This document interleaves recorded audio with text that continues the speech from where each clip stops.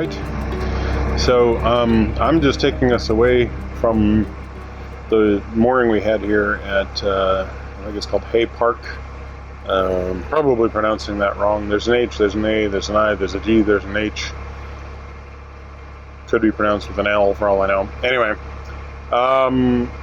yeah, there's a lovely park here, nice walk.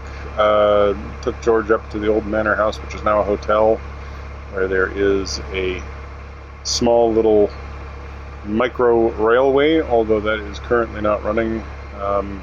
Seems like, as with everything, there's stuff still shut down.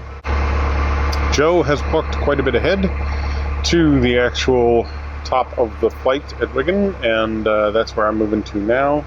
She has said that there is, in fact, a towpath mooring that we can take there, and that just gets us prepared for tomorrow morning when we are going to be going down bright and early, pretty much as soon as they open the locks. Hopefully will be some of the first boats through. Looks like there's probably a lineup of a couple of boats that will also be going down, but we'll get on there as quick as we can and get moving down the 21 lock flight, which at the base of it we will turn left and go down another 2 locks to then continue on to Lee, where we will probably spend our night. About a mile and a half to go, and then we'll finish it for the day. Until tomorrow.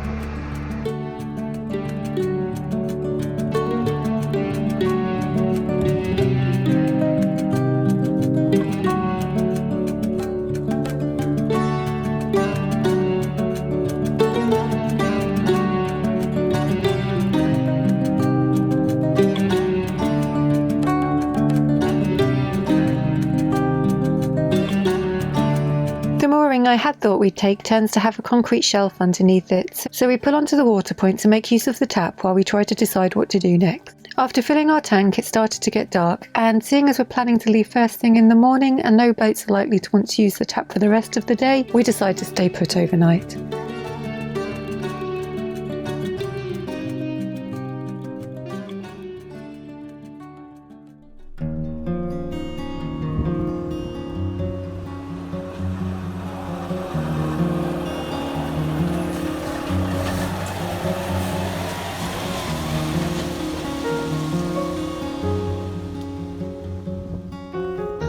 Morning from the top of the Wigan flight in the rain. Mm-hmm. The rain has hit. The rain has come. The rain will go.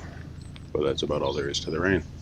Well, we're not going to let it put us off because we want to get to the bottom of the Wigan flight this morning. Mm-hmm. And also because we've scheduled friends to come and help. Yeah, I got a lovely viewer, Mike, who helped us up the Rochdale 9 last October. Mm-hmm. He's coming out and the rain doesn't seem to have put him off, so he's going to help us down today, which is really nice, and hopefully we're going to go with that blue boat just over there, so there'll be 2 of us in the lock, although I don't think he's got any crew, so yeah. But still it's nice to be with another boat. Yeah, exactly. So yeah, 21 locks, 23 locks. Ooh, hey, that's a booper. It's rain. Okay, we should get your phone out of the rain. Yeah, we're about to water damage the phone, so we should get moving pretty quick. 23 locks plus 2. Is it 23 plus 2? I thought it was 20. No, 21 plus 2, you're right, yeah. 21's at the bottom, and then we're turning the corner. And heading to Lee, so 2 more locks and a swing bridge before we make it that far. Also, we've got a slip-ring alternator belt, which I can't take care of right now. Slip-ring? Slipping alternator belt. So we will make some squealing noises occasionally. And when we get to the bottom, we meet the Lee branch of the Leeds and Liverpool, which we've already done. So this is like the 3rd arm of a 3-way junction, and we've done the other 2 arms, basically. So this will be, at the bottom, will be the end of the new territory until we get to Rochdale. Or the top of the Rochdale 9. Yes. Yeah. Turning left onto the Rochdale. We'll be already on the Rochdale. Oh, I see. There's the 9 few Manchester are called the Rochdale 9 because they're on the Rochdale Canal. That makes some sense. All right, let's get your camera out the road. Yes, because I've already disappeared once.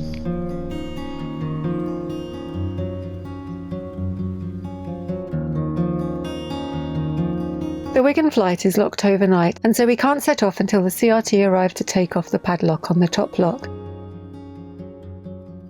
There's an additional complication at the moment because lock 73 is assisted passage only. The lock gate is damaged and can't be fixed until next week, and so until then boats aren't allowed to travel through this lock unassisted.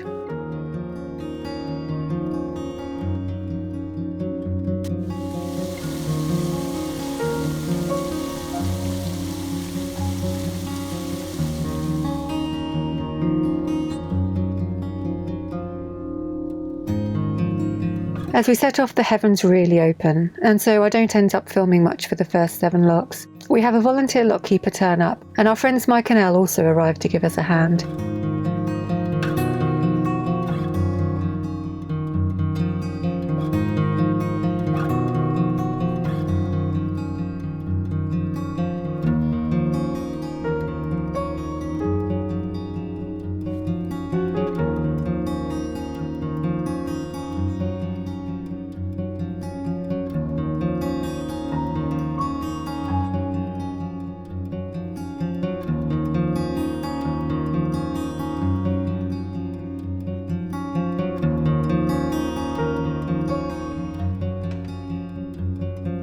Despite all the rain, we're steaming down the flight.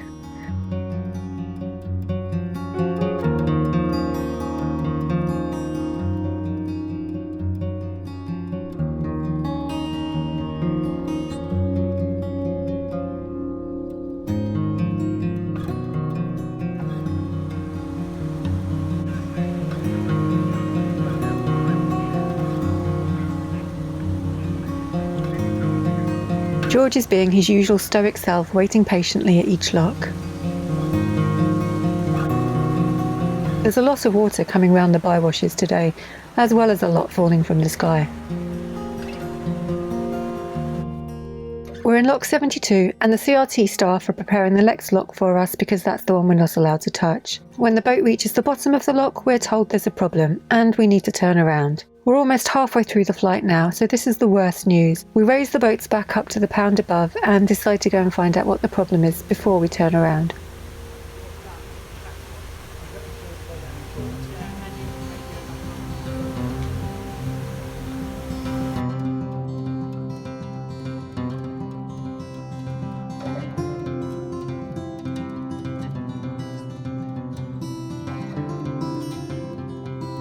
Whilst winding the bottom paddle, the piece of metal that links the crank with the paddle door has sheared in two, meaning that the paddle is stuck open and the lock can't be filled. The CRT guys on site aren't sure if it can be fixed, which is why they told us we had to turn around, but they've called for another team to come out and take a look. We decide to wait where we are to hear what they have to say. We might be sat here for a few hours and then have to make our way to the top of the locks anyway, but on the other hand we could wait it out and end up being in Lee tonight, which is where we really want to be.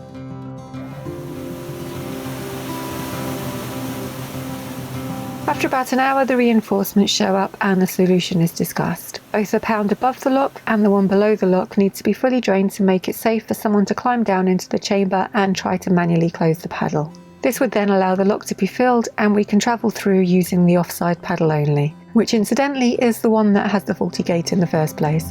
This lock is really in poor health right now.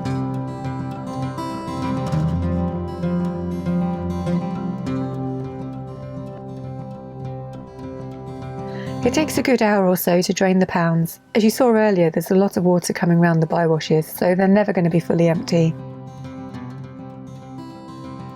The CRT do ask us not to film them work, so unfortunately we don't have any footage of that.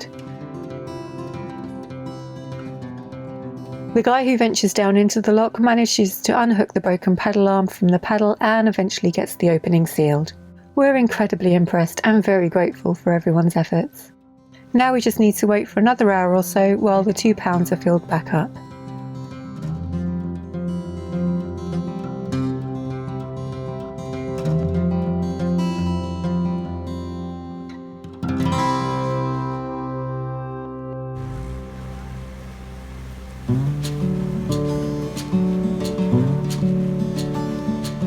In the meantime, our friend Dylan from the YouTube channel Escape to the Cut has arrived, and he's kindly stuck around to help us down the rest of the flight. So now we have 6 additional crew helping us today, which is just amazing.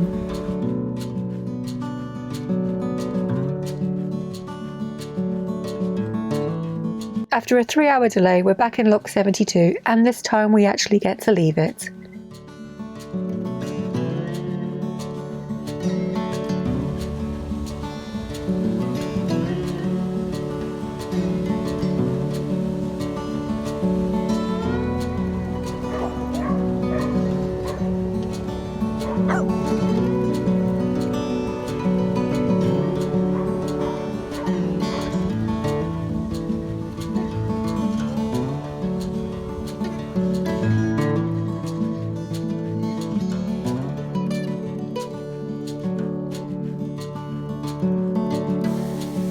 And then finally we're safely past troublesome Lock 73.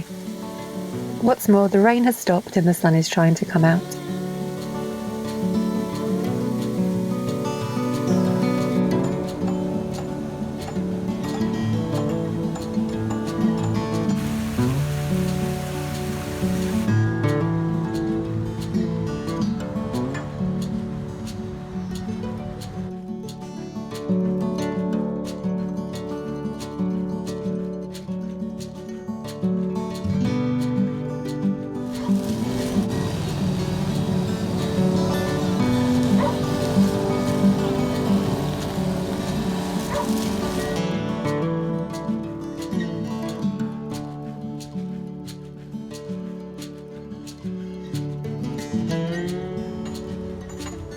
Lock 76 turns out to be a local swimming pool, and its customers wait on the balance beam as we pass through. They try and sweet talk one of the lock keepers into refilling their pool once we've left.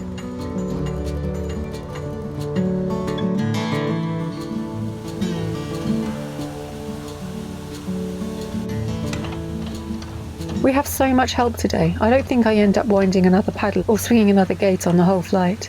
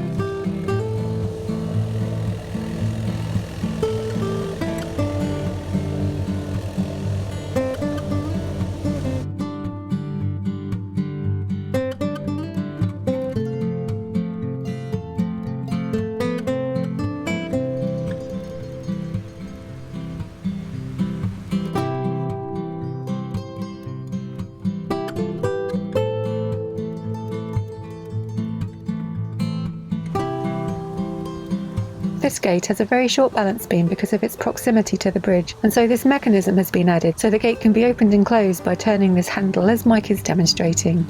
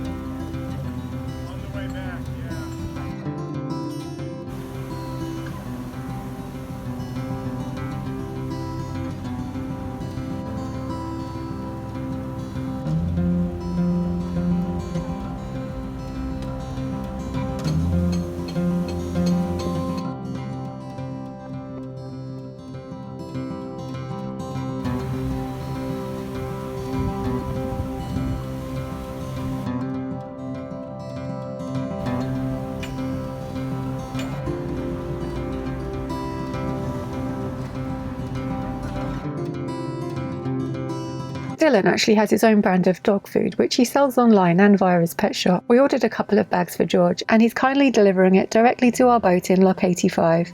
George didn't know whether to be more excited by all the food or the huge bag of tennis balls.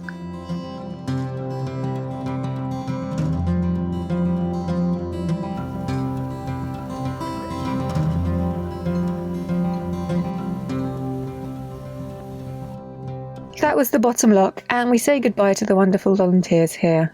They look after boats on this flight week in, week out. They really are a very friendly and helpful bunch, and they didn't let a bit of rain or a broken lock dampen their spirits.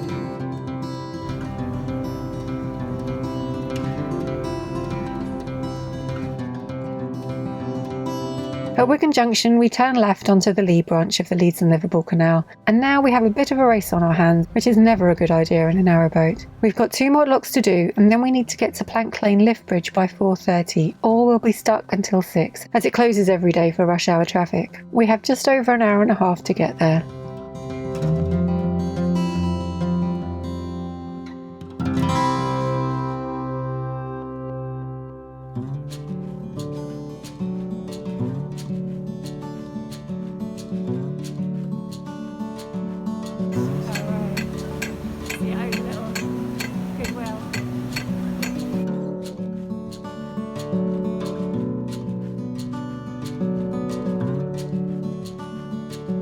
I walk ahead to get the last lock ready, but when I arrive I see a boat approaching in the distance, and as the lock's nearly empty, we drain the water and open it up for them.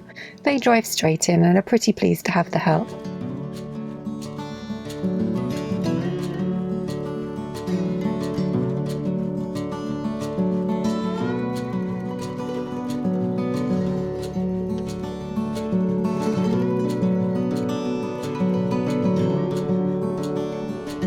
Then it's goodbye to Dylan and my Canal. It was so nice to have their help, and it made a difficult day a lot more pleasant. Now full steam ahead to Lee.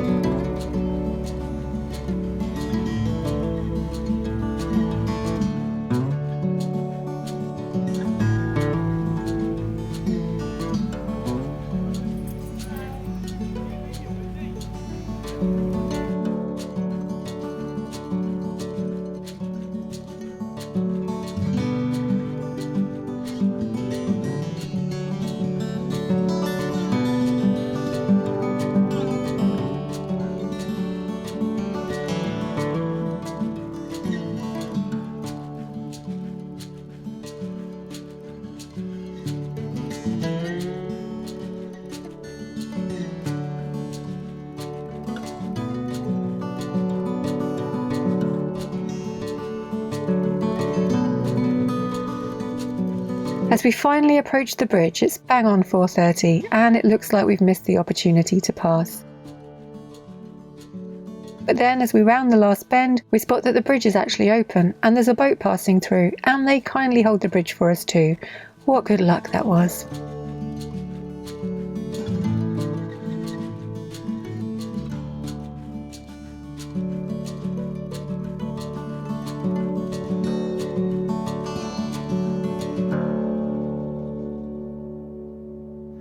So, I don't even know where to start with today. It's a really long day. How many days is today? About 7 days. I got up at 6 o'clock in the morning. The guy who was going down with us had been told that they would start opening the locks at 8, even though it says 8:30. So we weren't really sure when they would start opening the locks. And he was adamant he was going at 8. So yeah. We just thought we'd be ready. Basically. Okay, cool. We'll be ready for 8. So we were ready for 8. Then so 8:30 came by and they opened the locks. Well, no, it was a bit before. 8:28. They opened the locks. You've missed the fact that it was pouring with rain. Pouring rain, sogging down rain by that point. Just nailed us. George needs and his then, sopping wet. Meantime, we had a couple of viewers turn up pre-planned to come and help us through the lock, so that was great, and we got into a bit of a rhythm. And there was also one volunteer at that stage, I think, out, and he was brilliant. He kept going ahead in the rain to set the lock, so we'd arrive at a lock, and it would just be open, and then we could finish and close. And Well, we made it quite a few locks. I don't know how many, maybe five or 4 six. or 5 locks. There's an issue with lock 73, and that's the one that they're doing a closure for next week to do a repair. And it's the post, the pivot post, I don't know what it's called, the main post. You're not allowed to touch this lock. They are the only ones that, they basically lock you through that lock. So that was all fine. That was set up to happen. And then we were in the lock before, and suddenly we got this message that we needed to Stop. Go back up. We were down the and lock. reverse out. Yeah, so we had to raise the water backwards, which is always a little unsettling because you're kind of a little bit disorientated, and back out. And they, at that stage, they said, you're going to have to go back up the locks. This is a stoppage. You can't go through. And my jaw just dropped because, I mean, It's like, wait, we've just come down this far. in the rain, like, it was really disheartening. It's still pounding rain. So he's basically told me that there was someone coming out, like this other team, the M&D. M&E, what's that? I think it's mechanical and engineering or something like that. Anyway, they were coming out to have a look at it. And we could wait maybe an hour to see what they said. And we were like, okay, we'd rather wait an hour here and then go back up, and then come back down. another day. was like- But I think if we'd gone back up, they wouldn't have let us back down. They'd have said, you do it tomorrow or Probably. whatever. Anyway, we waited, and the team turned up. And meanwhile, we were able to go and look and see what happened. And They drained the pound above. the pound above and the pound below the problem lock. And it is the block 73, the one with the dodgy post. Yeah, and he was showing me that. It's split all the way to the middle of the post, and there's this wear pattern on the top where when people are pushing the gate, it's damaging the top of the post. Right. So then it's applying even more weight to the split portion and causing it to split further. So that's the one you're not allowed to touch. And then, so that was on the offside gate. But on the near side gate, the paddle, they'd been raising it or lowering it at that stage. I don't know. I think they were raising it at that stage. And there was just a crang. There's the bit of the paddle mechanism that actually has the gear on it and gets raised up and down, and it is welded to a piece of steel that goes all the way down to the actual paddle. That blocks off the hole. Yeah, and that weld snapped. So now there's... The post had got bent somehow. Yeah, well, the post being bent thing was probably a long-term problem. Right. Because there is a guard on the other side that keeps the post from being hit by boats. Right. So I think that bending wasn't part of what he did. And so there was stress on it anyway because it wasn't going up and down the right way. So essentially it left the paddle Up. in a... Well, no, that's the funny thing. He was trying to raise it. It snapped. The whole thing fell down. So it actually seated itself again, but it didn't seat correctly. So that it's constantly leaking. Yeah, it was constantly leaking. So then they weren't able to raise the lock for us. And so all they actually ended up doing was taking those 2 triangular pieces of wood and just hammering them into place and getting it into a position where it was blocking everything. Yeah, so the pound above was drained to stop water going into the lock when they were working on it, and the pound below was drained. I don't know why that was drained. To allow them to open the gate Oh, yeah. and look at it. So there was all these fish dying, and I think there might have been a little bit of poor planning because we got a message up that Wigan was flooding because they'd emptied these 2 pounds and sent all this water down. Not the town of Wigan, but like some part of the towpath. I think, not the entire, we did hear some sirens and we were like, I hope that's not them responding to the Great Wigan Flood of 2020. But yeah, they asked us not to film the work they were doing, so we didn't. Which was somewhat understandable considering the amount of swearing that was going on. Like, even though everything was drained, there was some water at the bottom because they didn't have a pump to get it out. Yeah. And his foot went down off the ladder and he was just like, there's a breach in my... I don't know what he said. Well, he was wearing like the sort of full body waders. Yeah. And like there was a cut somewhere, so his waders just filled with cold water right away. Okay. And hence the swearing. It was pretty efficient and like impressive to watch, to be honest. Yeah. It's going to require some... better fix. Yeah, fairly significant work. I guess that must have happened at about 9:30. We'd maybe been going an hour. Yeah. And we didn't get going again until Past noon. it was near at 1 o'clock, I think, like 12:30. And that was because it took so long to refill. Yeah. And thankfully they got it refilled. I didn't actually see any fish die. Meanwhile, Dylan from Escape to the Cut came as well. He was delivering us some dog food because they've got their their pet food business and their pet shop. And George really liked the food that he'd given us before, so we bought some more. We had 3 friends, stroke viewers, and 3 volunteers. 2, I think, were official, and 1 was the guy on the bike who was just lovely. And then... And he was a viewer. Yeah, he was also a viewer. Yeah. And then a couple of CRT guys, or 3, there was 3 CRT guys at one stage. But then once we'd been through 73, well, once they'd done the fix, the other 2 went to go home and have showers and fix their broken skin. when they went past in the van, I was like, thanks very much. And the one guy went, I bled for you. Oh, good. He bled for it. Yeah, and I thought we'd be back in the top of Wigan today. At one stage, that was the... But then we cruised down with all the volunteers and everybody. It was really good. And the guy we were with, who was on his boat, he was single-handed. Although he wasn't really single-handed because he had that dog. Really intelligent, lovely dog. Yeah, I mean, like, it was crazy. He's moving down, and just the dog is free-running between locks, going, yeah, okay, I'm waiting for you here, yep. And he always waited in the right position and everything. He basically kept parallel with the boat the whole time. Yeah. And I'm like, if that dog starts turning handles, I'm not really going to be all that impressed. That's a smart dog. Georgie's a very smart dog. This was a very, very smart dog. Disturbingly smart dog. That was like, I feel stupid around. And he kept dropping a pebble at everyone's feet, going. Yeah. Can you throw this for me? Can you throw this for me? Hi, can you throw this for me? And then we finally got to the bottom of the 21. Well, that wasn't the end of the day because there was 2 more locks around the corner, and Dylan and Mike and Elle came around the corner to help us. And then we realised, well, we'd kind of known all the way along, but there's the Plank Lane lift bridge, which shuts for rush hour, so it shuts for an hour and a half in the morning and an hour and a half in the evening. And we had basically an hour and 20 minutes to get there. We actually arrived right at 4:30. Well, I think we'd have missed it. We'd definitely have missed it. If there hadn't been a boat there going through. If we'd shown up and it was closed, we'd have had to have waited till for an 6. hour and a half. Yeah. We showed up and it was still open as a boat was going through. So I was like, Michael, come on, go through. And it was like, okay, we'll continue through. And then so that was a real we looked bit down of the road towards the traffic, and I was like, with COVID and everything, it's not going to be all that much traffic. Look down there. Oh my God. Cars as far as the eye could see. Yeah, I was like, thank you. I feel bad. Sorry. Yeah. But then we made it here into Lee. So we got to Lee, yeah. We're parked up. This is the 3rd time we've been here. It's quite noisy. Yeah. So yeah, I think we're going to take a day off tomorrow after today. Yeah. Take a day off, and then Manchester. And the Rochdale. Bond me, Rochdale. Then we actually took a look at the Rochdale Canal yesterday. That's a lot of locks. Yeah, so basically we've crossed the Pennines on the Leeds and Liverpool, so that we can go back across the Pennines on the Rochdale, so that we can come back. Let's think this through.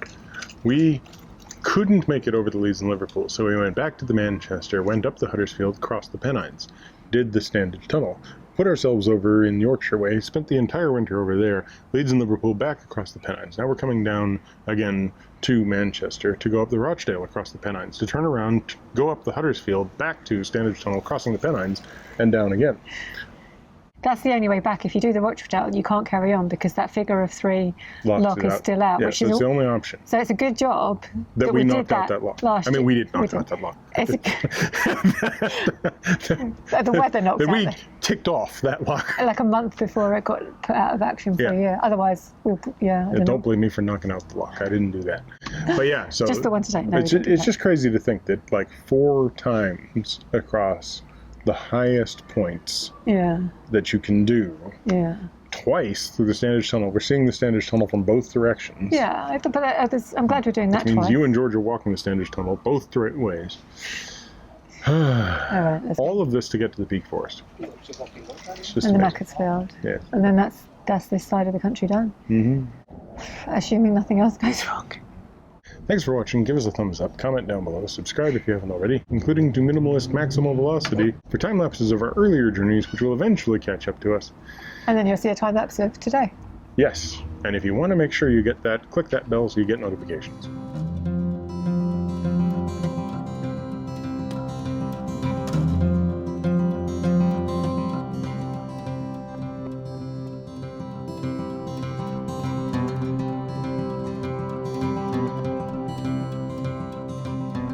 In the boat. In the boat. In the boat. In the boat, George. In the boat. Done.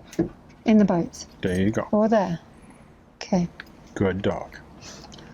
Well, yeah, he said, I said, oh, they because he was delivering us some dog food from there. Motorcycle. Sounds like a farting. Anyway. He was. Is that the emergency thing? So I held down the emergency button for a few seconds and then both of them go, "Bop, bop, bop." And I was like, okay, that's wrong. We've been rambling on for an hour now. You're probably in as much pain as I am. So thanks for watching. Give us a thumbs up. Whoops. Oh, okay, hold on. Did she come say something? What's she going to say? I was going to, but it really doesn't matter. Okay. So thanks for watching. Give us a thumbs up. Comment down below. Subscribe if you haven't already. Thanks, George. That helped. For time lapses of our earlier videos, channels, blogs, journeys. For time lapses of our earlier journey.